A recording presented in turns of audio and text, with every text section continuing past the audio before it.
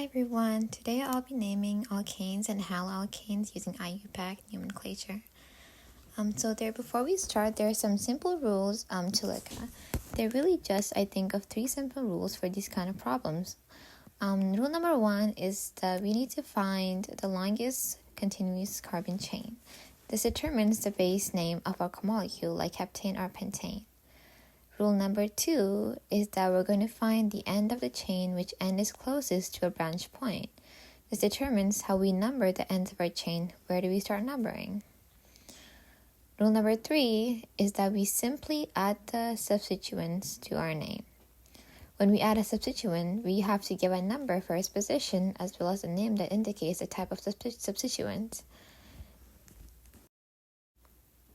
Okay, so let's look at our first structure.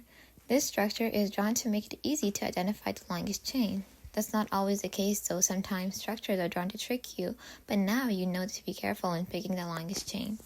This structure has a chain that is 8 carbons long, as you can see, 5, 6, 7, 8. Now we decide which end to number from. If we number from left to right, the first branch is our methyl group, which appears at carbon number 3. But if we number from right to left, 1, 2, 3, 4, 5, 6, 7, 8, we can see that our first branch appears at carbon number 4. If we pick the option that gives us the lowest number, we go by numbering that gives us methyl at carbon 3. Right here. So we have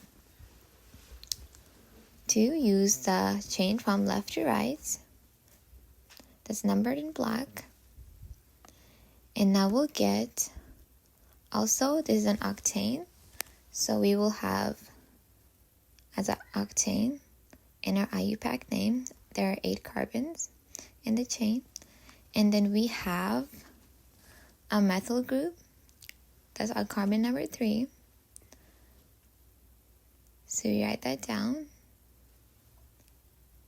3 methyl, and then we have an ethyl group, a carbon number 5, 5 ethyl.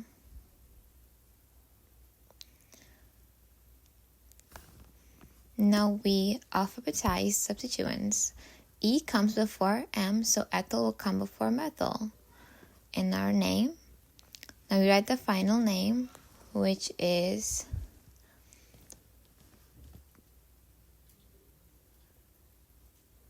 5 ethyl, 3 methyl,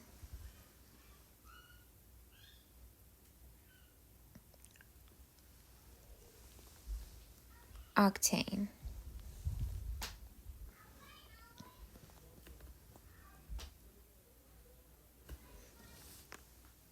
And that's our final structure for the first problem.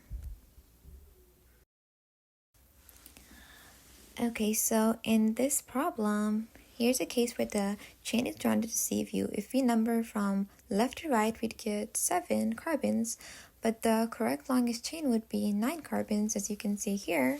1, 2, 3, 4, 5, 6, 7, 8, 9. It would be nonane. Most people would think, there's a lot of people who think that you just go from the longest linear chain, but sometimes it can go from different. The chain can go from the left to like top left or top bottom right, or we can just count from any carbon, but we just want the longest linear carbon-carbon chain. So in here we would be, if you go from bottom 1, 2, 3, 4, we would have a substituents on the 6th one, but we would have a third on the black numbering, so we would favor the numbering from right, the top right, longest carbon-carbon chain. So this is what we want from this chain, and then we would have 2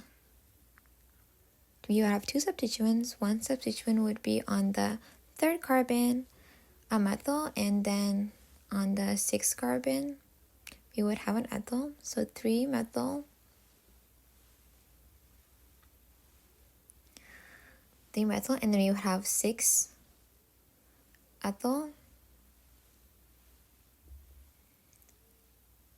6-ethyl. Okay. And now we can just write the full name now. And we know that ethyl, again, E is before M, so we would write 6-ethyl first in the IUPAC name. So 6-ethyl. 3-methyl. No name. Okay, so that's our final product. Final name for our structure. This structure is easier. Numbering from right to left gives us a substituent at carbon number 2, better than carbon 3 if we went from left to right. And that's the chloro we have on the second carbon. We have chlorine, which we would call chloro in our name. So we have a hexane on as our main chain. There's 6 carbons, and then we have 2 chloro. You wouldn't say chlorine, you would say chloro when we're naming it. And then we would have a methyl on the 4th carbon. Okay. 4-methyl. Okay, so we have our substituents. Now we can put them in our final name, which would be 2-chloro.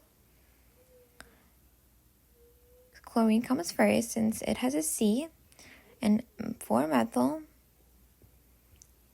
Dashes before each number when we're separating substituents, and hexane.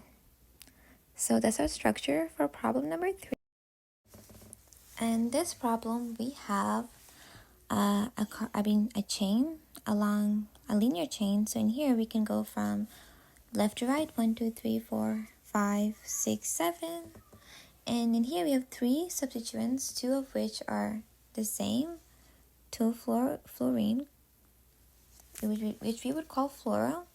So this, if we go from 1, 2, 3, right to left, we would have 2 difluoros, which doesn't matter. We still have to have the least number of carbon of our substituents. So we would have 2, and if you go from left to right, we would have 2 as our lowest number of substituents. So you would choose this numbering, and this would be heptane since there are 7 carbons on this carbon-carbon chain. And then we have a methyl on the second carbon. You would say 2-methyl.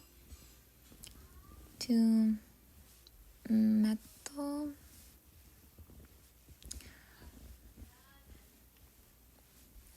And then we would have 5 difluoro. So when we have 2 fluorines, you would say di. If you have 3, then you say tri. And we call them fluoro, not fluorine, fluoro, when we're naming it. And we don't count di as in the alphabetical order. We just count the F. We don't count the prefix. So we don't count this, but we go from the methyl, we count methyl. So methyl would be second, fluoro, so would be first, difluoro.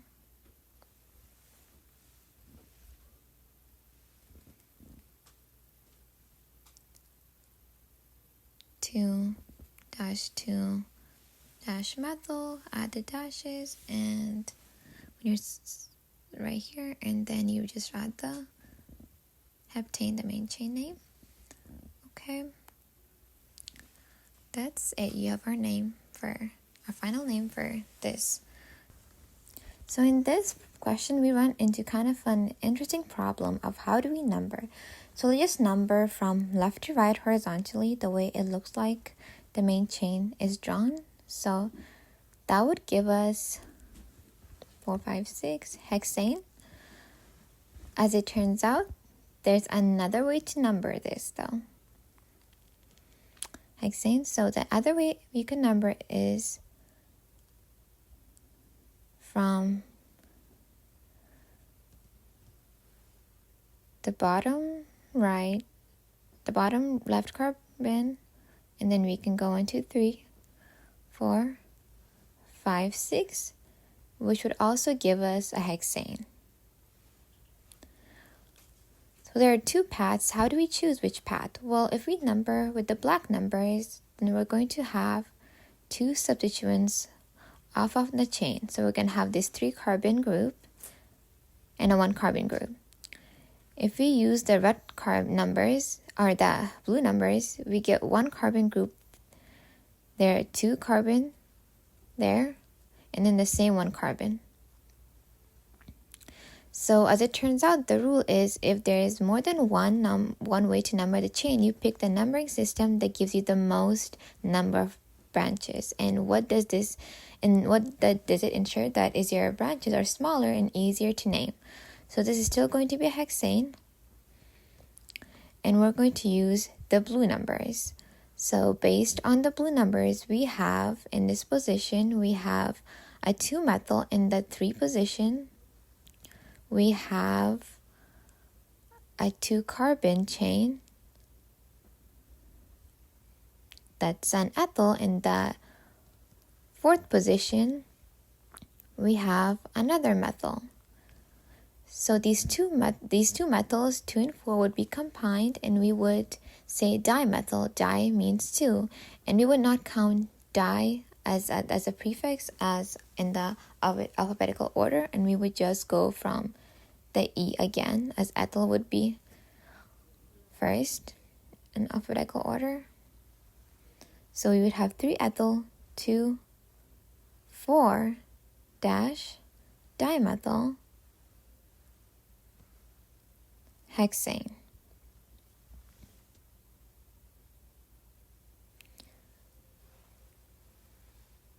Okay, dimethyl hexane. Okay, so problem number 6, we have a 1, 2, 3, 4, 5, 6, 7 longest linear chain, and then this would be called a heptane. And then we get our first branch, which is a 2-methyl at a low carbon, at the lowest possible carbon group. And then on the 4th, so 2-methyl, on the 4th carbon, we have a ring, which we would call a cyclopentyl. And so this is a group that we add in the name.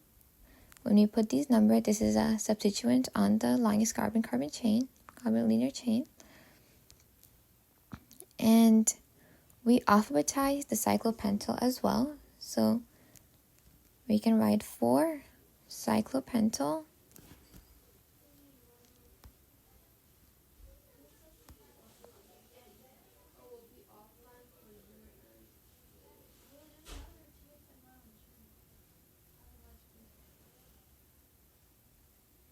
And now we can just put it in the name. We have 2-methyl and 4 cyclopentyl, and we would count the C, and so cyclopentyl will come first before methyl. So you would say 4 cyclopentyl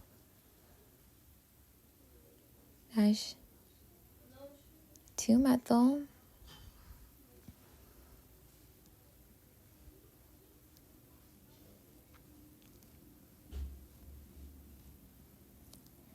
heptane.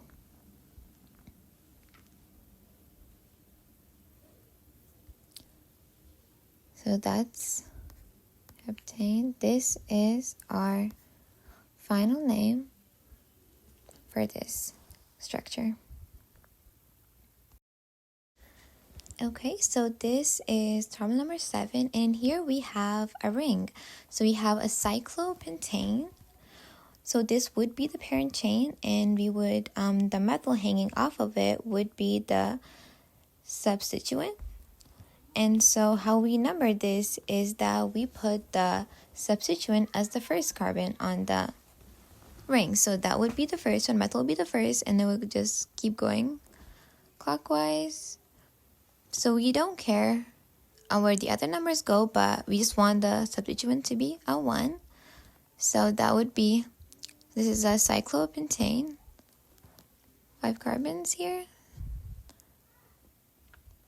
and cyclopentane, and then we have a methyl, and we don't say one methyl, we just say methyl itself, methyl cyclopentane, because since we only have one substituent, we don't want to, there's no reason to say that we have one methyl cyclopentane, so we just keep it at methyl cyclopentane.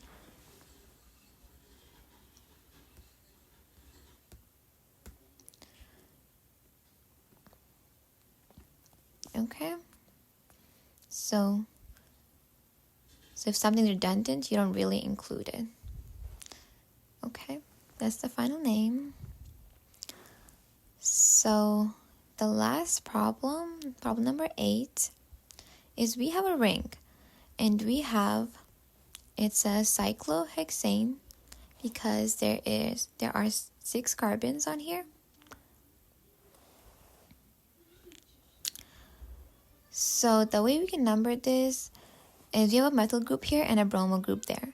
And if you number from the bromo, 1, 2, 3, we would have bromo on the first carbon and the third carbon methyl. We want it this way because bromo comes first and on the alphabetical order, or we want bromo to be on the first carbon versus methyl. So this is how we number it. We want to number it alphabetically as well, if the numbers would be the same from right to left or left to right.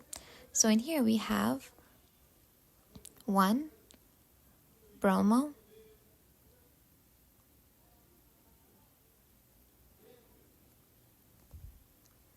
here 1 bromo, and 3 methyl,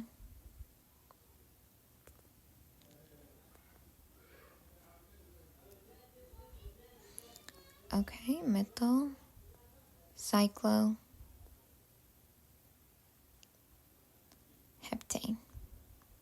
hexane, cyclohexane, and that's it.